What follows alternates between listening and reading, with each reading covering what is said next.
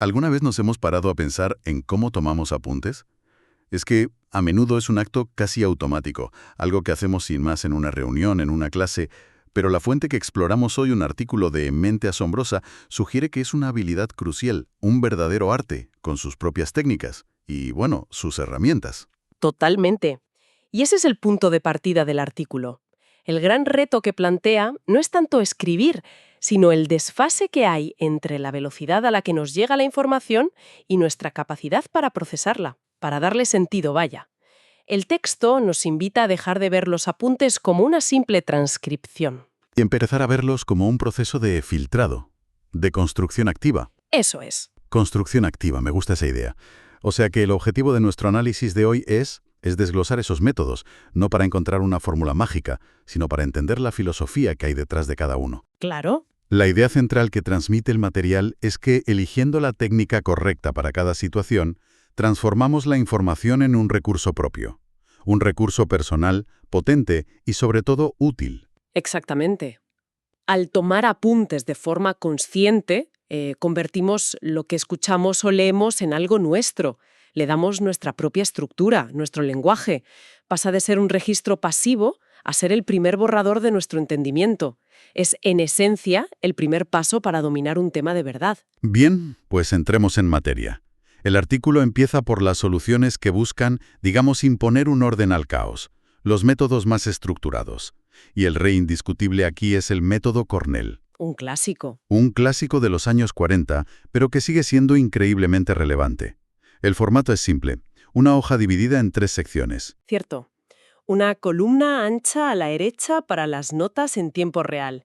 Luego, una columna más estrecha a la izquierda, para preguntas o palabras clave. Y abajo, un espacio para un resumen. Y ahí está la clave, yo creo. Su popularidad no viene tanto de la toma de notas en sí, en la columna derecha, sino de lo que te obliga a hacer después. No es un sistema de escribe y olvida. Has dado en el clavo. El propio formato te exige una segunda pasada. Exacto. La fuente lo llama aprendizaje activo. Y es que el artículo distingue entre el simple reconocimiento, que es mirar tus notas y pensar, sí, me acuerdo de esto, y el recuerdo activo, que es el esfuerzo de reconstruir el conocimiento. El primero crea una falsa sensación de dominio. El segundo es el que de verdad consolida el aprendizaje. Y la columna de la izquierda es la herramienta para eso, ¿no? Para forzar ese recuerdo activo. Precisamente. La idea que propone el texto, que es la más potente, es tapar la columna derecha, la de las notas, y usar solo la izquierda, como si fueran unas flashcards para autoevaluarte. Ah, claro. Te obliga a verbalizar las respuestas, a reconstruir el argumento, y el resumen final, el resumen te fuerza a un nivel de síntesis superior. Si no puedes resumir la página en 2 o 3 frases, es que probablemente no la has entendido del todo. Entendido. Pero me surge una duda. Este método parece presuponer que la información que recibimos ya tiene una estructura lógica. Pero no es un método que nos ancla demasiado a la estructura del ponente. Si la charla es desorganizada, acabamos con unos apuntes perfectamente estructurados de un caos. Es una observación excelente. Y sí, esa es su principal limitación. Es algo que el artículo también señala, de hecho. El método Cornell es fantástico para organizar contenido que ya es inherentemente organizado. Vale. Para ese tipo de contenido, la fuente menciona otra alternativa muy similar en su filosofía. El método de esquematización. El de toda la vida. El clásico A1A. Ese mismo. Es una técnica puramente jerárquica. La idea es identificar la idea principal, luego los subtemas que la apoyan y, por último, los detalles de cada subtema. Y usas sangrías, números o viñetas para reflejar visualmente esa jerarquía. Es ideal, según la fuente, para una clase de historia o para desglosar un informe, cualquier cosa con una estructura lineal y predecible. Entiendo perfectamente cómo funcionaría en esos casos. Pero la semana pasada estuve en una sesión de brainstorming, donde las ideas volaban en todas direcciones. Ahí un esquema jerárquico habría sido imposible. ¿Aborda la fuente este tipo de escenarios más caóticos? Absolutamente. Y aquí es donde el artículo da un giro radical y nos introduce en el mundo del caos organizado. Porque, como bien dices, a veces el orden es el enemigo del pensamiento creativo. Para estas situaciones, la fuente propone el mapeo mental, el mind mapping.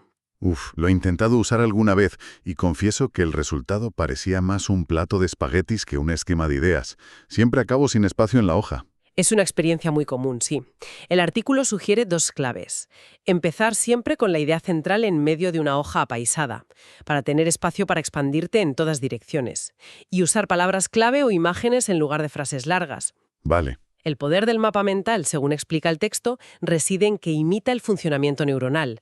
Nuestro cerebro no piensa en listas, piensa en asociaciones. Es como si dibujaras las conexiones sinápticas de una idea. Exacto.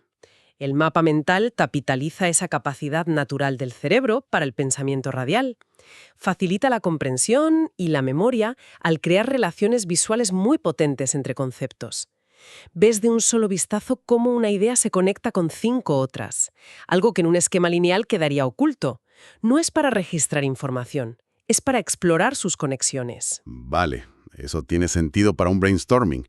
Pero, ¿y si estás en una situación aún más impredecible? Como un debate intenso o una entrevista donde la información fluye sin parar y sin estructura alguna. Para ese escenario de máxima imprevisibilidad, la fuente presenta el método más libre de todos, el método de flujo.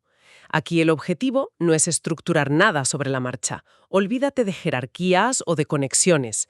El único objetivo es capturar la información en tiempo real, tal y como llega. O sea, escribir como un poseso sin preocuparse por el formato. Básicamente, frases sueltas, palabras clave, dibujos, citas textuales, lo que sea necesario para no perder el hilo.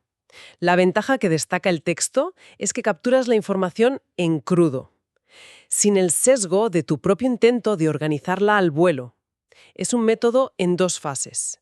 La primera es la captura, caótica pero completa.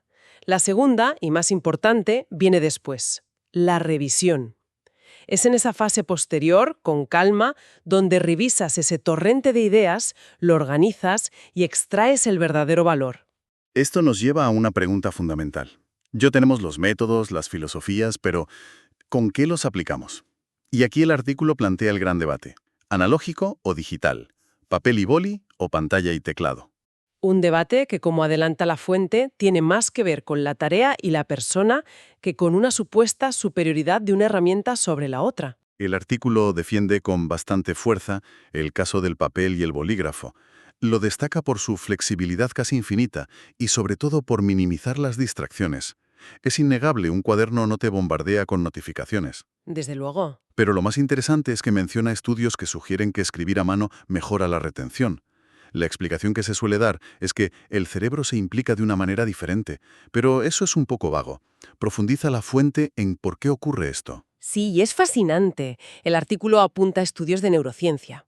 Sugieren que el acto físico de formar las letras con la mano activa más áreas del cerebro simultáneamente, incluyendo las relacionadas con el procesamiento motor fino y la memoria visual. Ah, mira, Y como escribir a mano es más lento que teclear, nos obliga a sintetizar, a parafrasear la información en tiempo real. No podemos transcribirlo todo. Y ese proceso de resumen forzado parece crear una huella de memoria mucho más robusta que el simple registro del teclado. o sea que la ineficiencia del medio es en realidad su gran ventaja cognitiva. Exactamente. Pero, dicho esto, el mundo digital ofrece unas ventajas innegables en cuanto a organización, búsqueda, accesibilidad. Y aquí el texto hace un buen trabajo al no limitarse a listar aplicaciones, sino a explicar la filosofía detrás de ellas. A ver, ¿qué destaca? Por un lado, tenemos los archivadores digitales, como OneNote y Evernote. La fuente los describe como herramientas muy versátiles, perfectas para quien busca replicar la idea de carpetas y libretas, pero con el añadido de poder incluir imágenes, audios y buscar texto al instante, claro. Vale. Luego da un salto cualitativo al hablar de Notion. Ah, Notion, la herramienta de la que todo el mundo habla. El artículo la posiciona de una forma muy interesante. No la describe como un simple bloc de notas, sino como un sistema. La analogía que usa es que es como un Lego para la información. Puedes empezar con una simple nota y esa nota puede convertirse en una tabla que se relaciona con un calendario que a su vez se vincula a una lista de tareas. Entiendo. Es para quien quiere construir un sistema de conocimiento personal interconectado. Eso es. Y para los métodos más visuales que hemos comentado, como el mapeo mental, también hay herramientas específicas. El texto señala aplicaciones como Xmind, que están diseñadas exclusivamente para eso, para eliminar la fricción de dibujar y reorganizar un mapa mental. Y para un perfil completamente distinto, menciona herramientas de transcripción automática como Otter.ai. Para quien prefiere escuchar atentamente en lugar de escribir. Justo, convierten la voz en texto, permitiendo una revisión posterior, exhaustiva del contenido exacto. Es un ecosistema de herramientas muy completo. Ahora bien, tanto si usamos papel como una app, el artículo insiste en un punto que parece ser el hilo conductor de todo el análisis, la fase de revisión. Parece que el verdadero trabajo no ocurre durante la toma de apuntes, sino después. Es que ese es el cambio de paradigma que propone la fuente. El paso de la revisión y la edición lo cambia todo. El valor no está en corregir erratas o completar una frase, es mucho más profundo. La revisión es el momento de clarificar puntos, de añadir reflexiones que tuviste pero no escribiste. De usar colores o resaltadores con un propósito.